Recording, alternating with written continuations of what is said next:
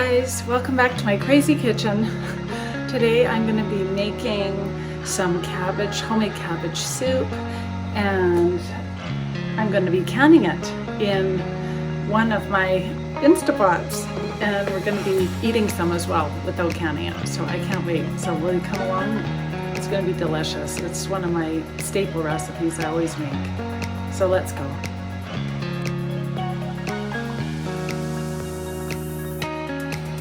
Okay friends, so the first thing we're going to need is a great big pot. So this is my favorite pot, as you've probably seen in other videos. It's so nice and huge. I think it actually holds 2 gallons. So I just love that pot. That's what I'm going to use today because I want to make a really big batch. If you want to have lots extra to can after, that's the recipe I'll be making. Feel free to follow my ingredients. Otherwise, you can make a smaller batch. Just use half of everything. Okay, so I think I'm ready to get started. Let's go. I know I've got a lot of stuff going on here. I've got a sink full of potatoes and some zucchini that I'm going to work on next. I've got a whole bunch of celery that's been washed.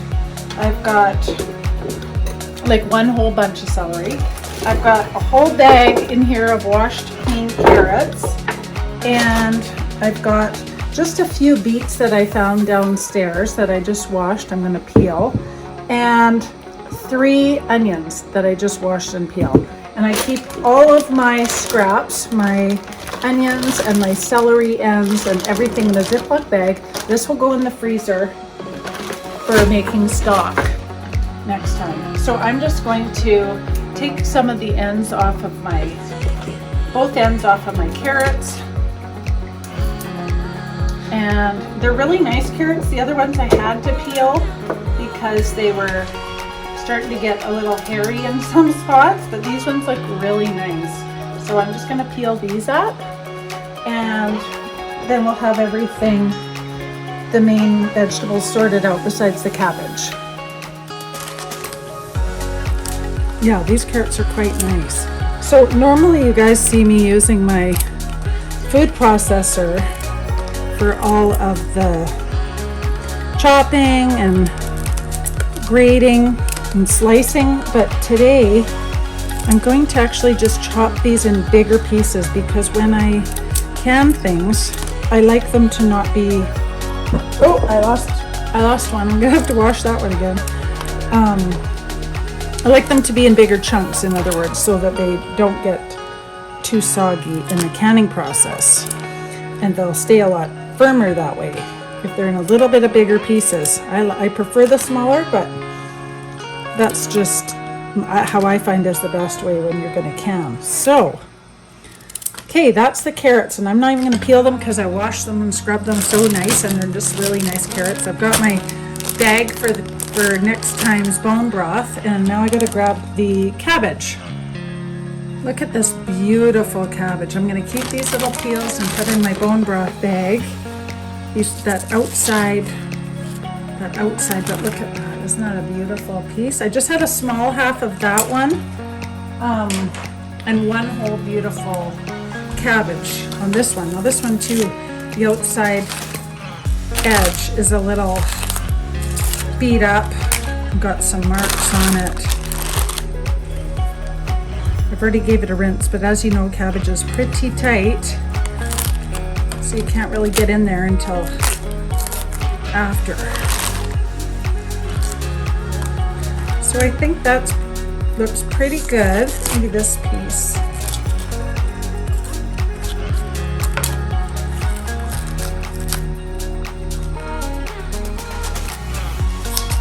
This piece can go in, this outer leaf can go in my bone broth bag too. Otherwise, just that piece there. Good. Okay, so I'm just going to set that to the side. This stuff all needs chopped. And I'm just going to grab first my onions, because I want my onions to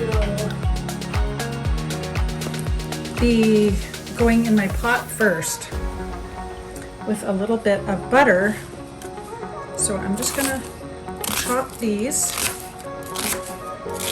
And if this is the time, if you have frozen onions already, that's amazing. You can just throw them in your pot. So that's the first thing we're gonna do.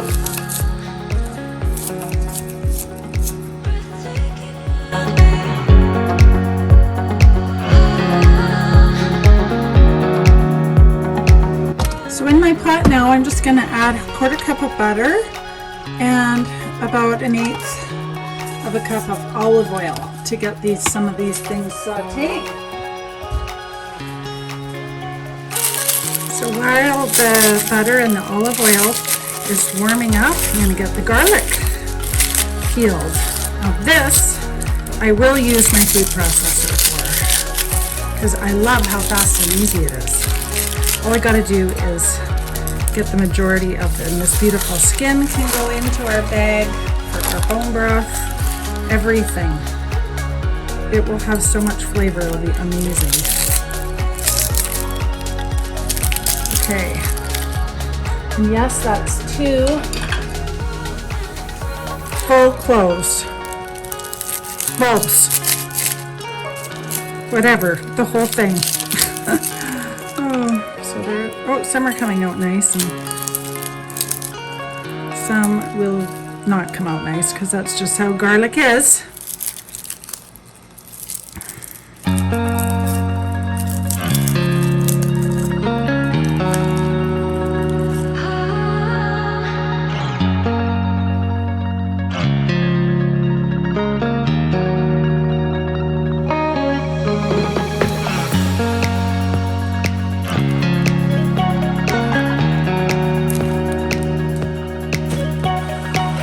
Okay, and for the celery, I'm going to slice it just regular, not as fine as I normally do it.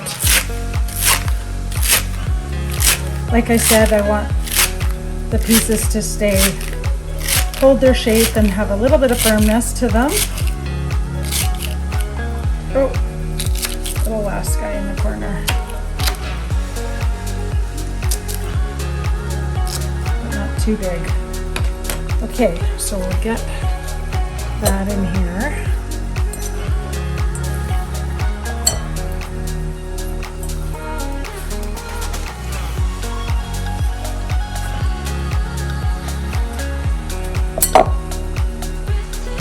Okay, and I'm going to go add this to my sauteed onions right now.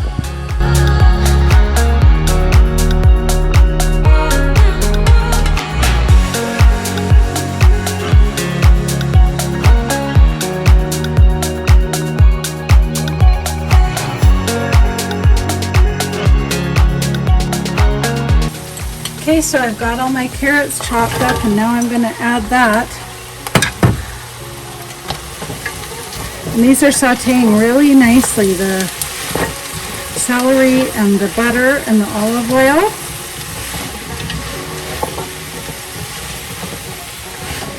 And I've got it on about medium low, so now we're going to chop up the cabbage. So I've got this beautiful little bit of purple cabbage. I'm just going to use that up. And then we'll get the green one. I'm going to use the entire green one. This purple one's just going to add some nice color. I also have beets. I'm not 100% sure if I'm going to put them in there yet. I just have to decide as I'm going. But I know they'll add such a beautiful flavor. I probably will. It's not often I have beets and I make a cabbage vegetable soup all the time, and so I think it'll look really pretty in the jars as well. Okay, there's that part. And now for this giant cabbage. Pretty nice one for a grocery store cabbage in the middle of winter. Oh, it's all purple from my knife, but that's okay. I'm just going to cut out that core. I think I'll use my smaller knife and cut this core out.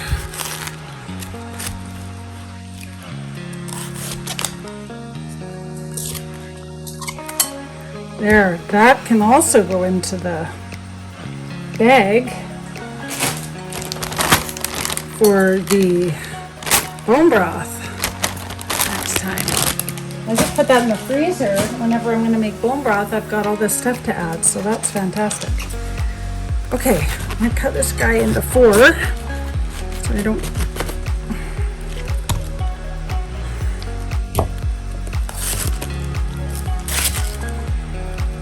All right. Okay, cabbage. So nice.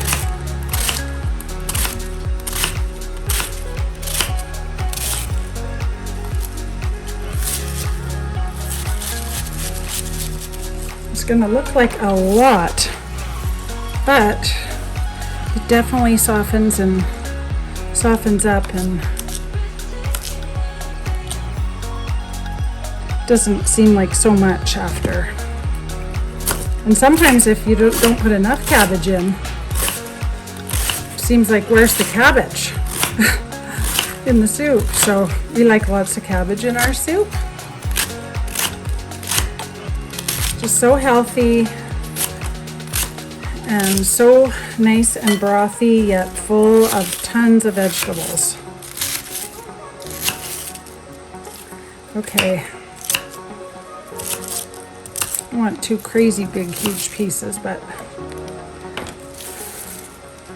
okay. Get that in there and get that into the pot, and then I'll do these other 2.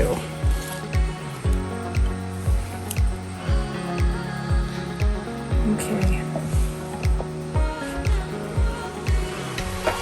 All right.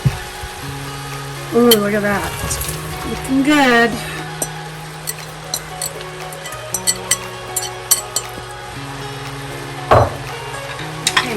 Give that a stir.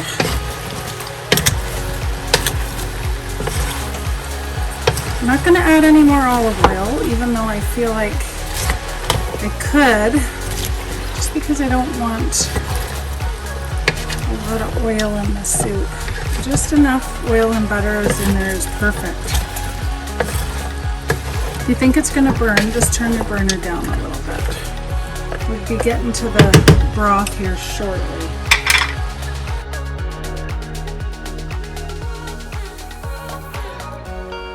Okay, I've been stirring this, and I don't even have the broth in here yet, and it's sauteing up so nicely.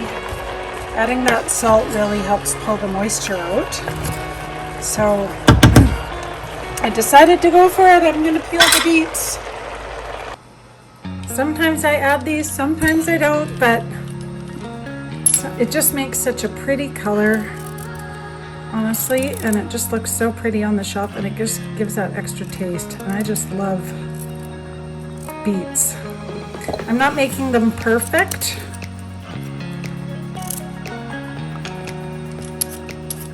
I'm just getting the basic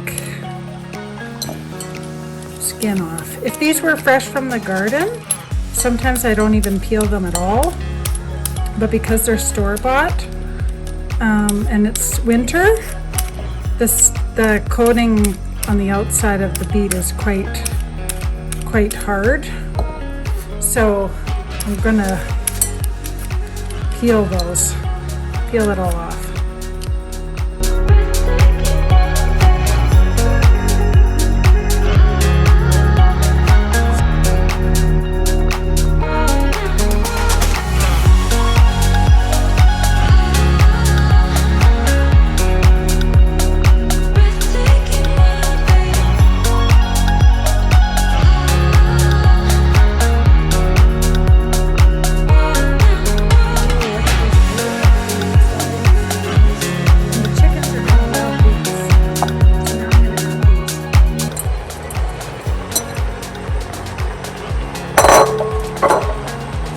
Okay, and I'm going to give this a stir. I still have no broth in here. It's just salt, pepper, and vegetables, olive oil, and butter. I have another trick too if you make so much that you need more broth, which I'll show you later because we might end up doing that. Okay, this looks really nice. So now what we're going to do is we're going to add 3 liters of no name. I'm using no name. You use whatever you like. Chicken broth. There's also Campbell's. I just buy whichever one low sodium is on sale. This one's beef, but I want 3 chicken and 1 beef. I just like the way that that flavor is. It just tastes so good to me. And you can't tell that. It's really great for losing stuff if you think, oh, I don't have enough chicken broth and you have a beef one. Use it. It actually makes such amazing flavor. Now we'll see if we'll see how much broth we end up with, because we're still going to add some water to this. So that's 2 chicken.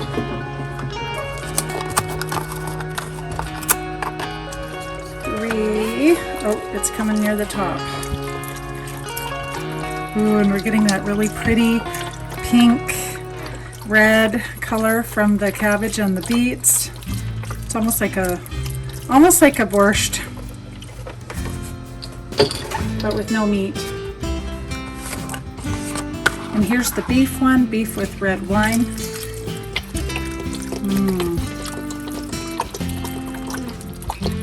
Okay, I'm going to turn my burner up a little bit and get this really simmering. Hopefully it doesn't splash and make a huge mess. But no, secret ingredient, about a cup of red wine. Okay, this just adds so much body and flavor. It's going to be amazing. Okay, so I'm just going to put the lid on here right now, and this is on medium, and we'll come back to it shortly. Wow, look how lovely our soup is. Cabbage soup is looking amazing.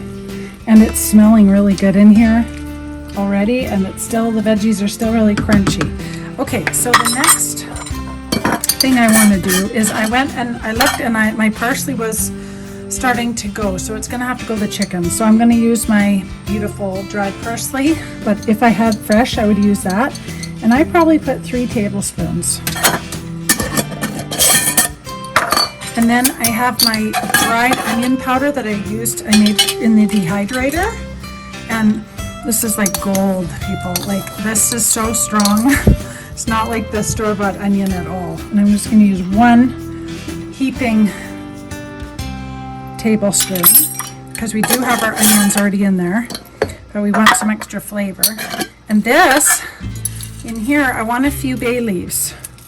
Probably maybe 4. That should be good. So I'll stir that in. Get some flavor going. So far we haven't had this boil over, which is good. It's pretty full.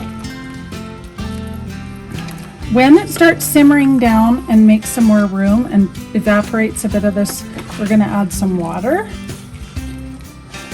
Oops, I'll save those guys. Okay, and now we're going to add my favorite organic, better than bouillon roasted chicken. Now I want to get 2 heaping tablespoons of that, like heaping. So maybe 3 normal tablespoons, 2 heaping ones, and I'm gonna let that simmer in there with the bay leaves and the parsley and the onion powder. I really want to get every little drop of the bouillon powder as I can. It's just so yummy. Okay, so we'll just let this sit a little bit longer and simmer. All the veggies have to get really much softer and the flavors all incorporated before we do anything else. So in the meantime, I've grabbed 4 quart jars and 4 the small pint jars, and I'm got out my electric pressure cookers, and because this is all that will fit in there. The rest I will freeze and we will eat tonight for dinner. I've also washed all my rings and my lids, brand new lids, and so now I'm just waiting to have the soup done. I put the timer on for about an hour, and that should do it. Now I'm putting the 4 small ones in the power pressure cooker and the 4 quart in the Instant Pot, because I think that's what'll fit. If they won't fit, I'm gonna use these, but I'm pretty sure the big ones will fit. So if you have a pressure canner, you can do this as well. Okay, we're really bubbling now, and now I just want to add 2 cans of tomato paste. Now, if you have this already in your pantry that you've made homemade, that's even better, but I do not have any of that left. So I'm going to use this one, and I like this one because there's only 1 ingredient in, or sorry, 2 ingredients, tomatoes and citric acid. That's it. No extra preservatives, no MSG, no anything weird. So we're just going to add that. And you can see the soup's getting really some nice color. Oh, there's a lot in there. We can't waste it. Okay. Just going to gently mix that around a little bit. And then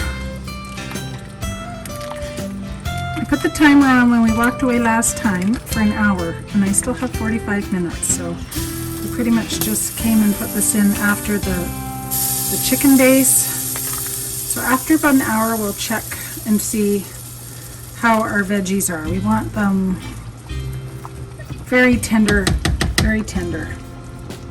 not hard. It's simmering away, and I'm getting out my homemade Mrs. Dash, and I'm going to use 3 heaping tablespoons of that. Oh, that's going to be so yummy. You need the recipe for that. It's in a different video I made, Copycat Mrs. Dash, because I use so much of this as my seasonings, because it's a no salt seasoning, and also I use the Costco no salt seasoning, and it's very, very similar. It's almost as similar as I could possibly try and make it myself. So it tastes amazing, and then you can be really generous because the flavor from that is so good. So once our timer goes off for about an hour, then I'll get some of them into the pressure cooker, and I'll let the rest simmer for supper. So lid on, and now we wait a little longer. Okay, so I'm still letting my soup simmer over on the stove for supper because it's not quite cooked all the way. But I'm taking out to a good portion, an even half liquid, half veggie portion, and I'm scooping it now into my hot jars. And that way, I figured it's just going to be me anyway, probably always having this, so maybe that's a little bit too much in there. Hang on. Leave a little more headspace. Okay. And I've got my fresh, dry that really well with a clean cloth. Screw the lid on. Oh, that's warm. Oh, does not look so yummy. That's going to be such a nice meal in a jar. So I'm just going to set that into my little canner. And I'm just going to do 4 jars because that's what fits perfectly. You don't want to water bath any kind of canning that has meat or low acidic foods, like there's celery in here and this and that. Although I grew up on we water bath canned everything, salmon, every single thing. There was no pressure canning at all, and we never got sick once. We never had botulism. We never had anything. And everything is so strict nowadays, but there's still people who water bath everything, like my family, and have no problem with that whatsoever. Even meat, different things. It's just, I think, how long you do it for.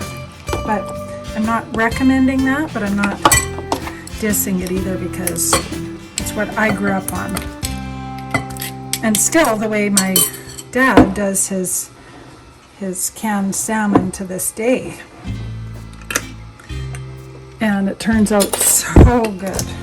Everybody actually fights over it. Nobody ever worries about anything. So that's 3. Okay. Oh. Oops, what am I doing?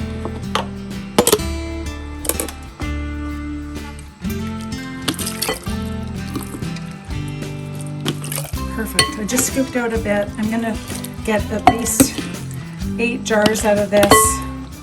I'm just going to get this first batch going. Get some liquid in there, but I'm going to take out a little bit. That's too much chunks. Get it down a bit. There, that's good. You want to keep some head space for the room and bubbling.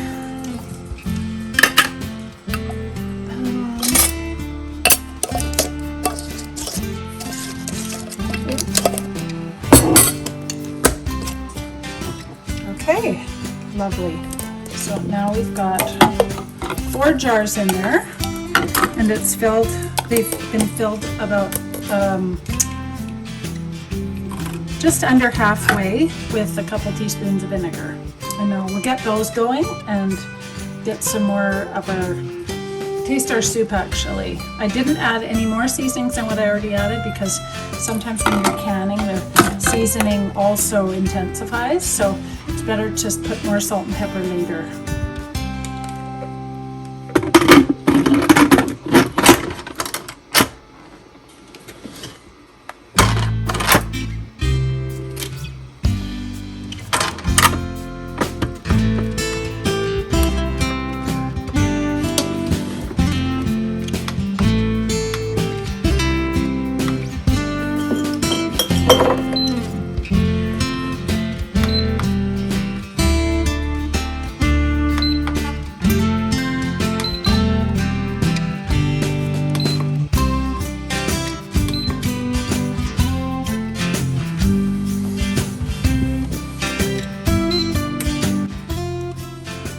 So I ended up getting 12 of these, and still having a whole pot of soup left for supper and some leftovers for Jamie's lunch. So that's excellent. Now I've stuck a spoon in here and tried to get out of the bubbles the best I can, and I've got clean, brand new seals and the rings. Ooh, those are hot.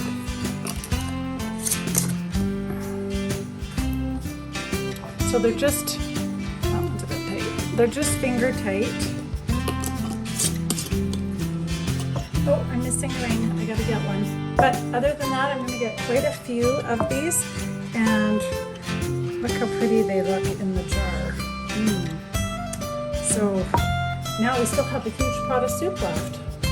So someone told me, or I watched it once on a YouTube video, that you should add a teaspoon of vinegar. So I did add a teaspoon of vinegar to my water before I put it in the pressure canner. And I don't know, I'll let you know if it works out, but it's supposed to make it so that these don't get all cloudy. And these haven't been in yet. The first 4 are in there. And to be honest, this is a brand new one that I got off the marketplace, and it had never been used. It was still in plastic in the box that I got for a good deal, so I'm praying that it works. Nothing in my kitchen blows up, but if it does, you'll be the first to see. Oh, I can see steam coming out of that hole. Okay, must be coming to temperature and warming up. This is the very first batch. Uh-oh, I hope I have it right. I hope if I have it right. Oh my gosh, could be dangerous. We'll see. Oh, it stopped. Okay. Anyway, I've never used this one, so I did it at the max length of time just to be safe. Which I don't know what that was. It looked like 2 hours, but we'll see. So the spinning lines say warming up, as far as I know. If anybody has this one, please let me know how to operate it. Right now I think I'm doing it right. Anyway, we'll see. Oh, and the beautiful soup that we have left. Still a nice half a pot of this lovely soup for supper, and enough for a container as well for an extra meal. So that's great.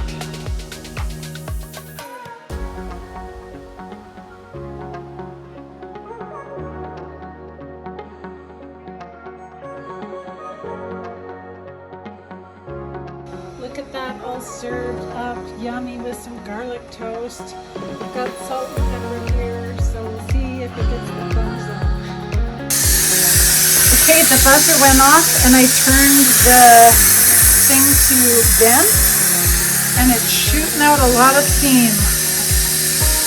So of course I'm not going to touch anything else until everything stops, because I don't know what this one is going to say when it's finished. And then I will hopefully let this cool down, take out those pints, and start putting some of these pints in. Yeah, so this works like a charm. This is pretty awesome. I don't know if you can see the steam, but it's definitely coming out. And that was a lot of pressure. It was 240 something pounds, it said. So that's awesome. This thing is working. I'm so glad. You never know when you buy something. I know it was in the package and brand new, but you just never know. Maybe the person was scared of it like I was. Scared to use it. Okay, here the steam's starting to slow down. Yeah, I'm just gonna leave that for a little while and check it in a few. Okay, this is so awesome. I'm going to open this, and I've never used this before, so we're gonna hope and pray that our canning turned out. And if it did, this is gonna be my favorite new thing. So I've already let it vent, and I'm unlocking it. Oh wow. Oh wow. Okay, those look amazing. I need to get my tongs. Okay, let's check it out. Oh wow. They are still bubbling. Those look gorgeous. Okay, oh my goodness.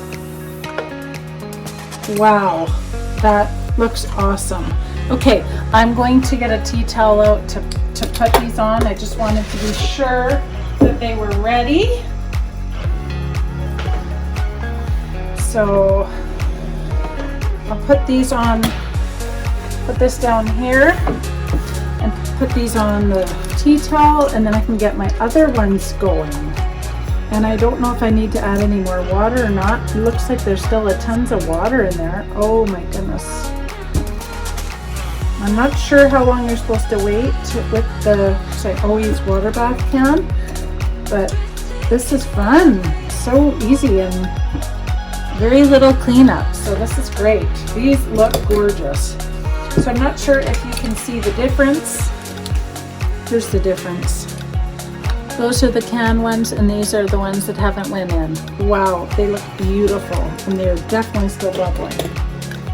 Okay, I'm gonna pop 4 more of these in there and start this guy again. But that was what I consider a success. Okay, now what did I do last time? Put the lid on, lock it to seal, put it to seal, plug it in,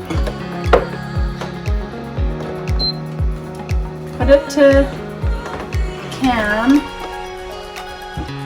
I'll count, can and preserve, 2 hours. I'm just doing that. I am far north in Canada. I don't know I'm pretty sure that's way overdoing it, but at least it's overdoing it and not underdoing it. So now I know these are extra safe. And the funny thing is, I heard them pinging in the canner in the first 15 minutes, which was really neat. So yay, what a great meal in a jar. So let's let these cool and then I'll show you what they all look like. So thanks so much. That was really a success. And now you have all your meals in a jar on your pantry shelf that can last you a long time, and you can grab a nice soup to warm up whenever you're hungry for lunch. And we're gonna go eat and enjoy. So if you enjoy my channel, please subscribe and click the notifications to on so you don't miss a video. Bye friends, I really enjoyed having you today. I hope you'll try it. Leave me a comment if you do. See you later.